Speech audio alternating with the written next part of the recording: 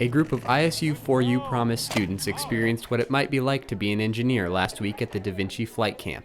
The camp, which took place at the Grubb YMCA in Des Moines, gave children the chance to design and fly their own gliders using a video game.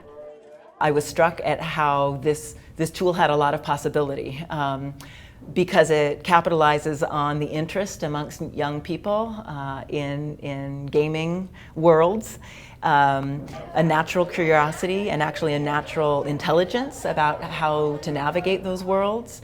But it uses that to then teach in a naturalistic, sort of exploratory way, basic STEM principles.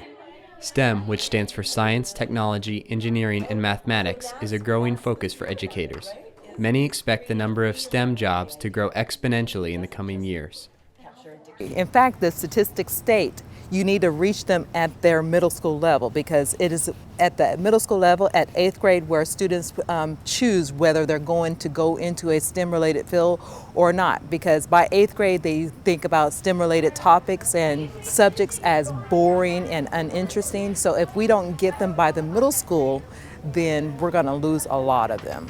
The camp is centered on a video game, DAVinCI Flight, in which students design and test their own gliders. So it's a game it's an educational game. It's meant to teach STEM concepts. And so the premise of the game is that you're in a futuristic lab and you need to overcome a number of challenges and missions. And to do that, you need to design different vehicles using engineering design. And at the core of it, what you really need to do is to come up with models that use math and science so that you can say, is my mass more, is it less, is my aerodynamics, what are my aerodynamics? Do I have a high lift? Do I have a low lift? Do I have bad drag? Do I have good drag number? What is my balance like? So we create all these kinds of models that you would need to do if you're going to build an actual aerospace vehicle. And then the kids can put those together. They can manipulate parameters inside the game with sliders and entry fields to change the look of their design.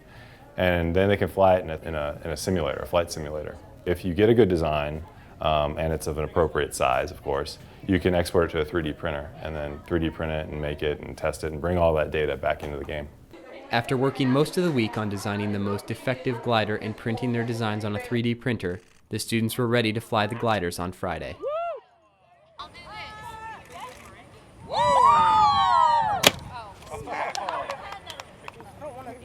I'm happy if they're asking questions, if they're engaged, they're doing stuff that they've never done before and gaining some confidence. And maybe see themselves at the end of this, I could be a scientist, I could be an engineer, because it's not so foreign and these are things I can relate to now.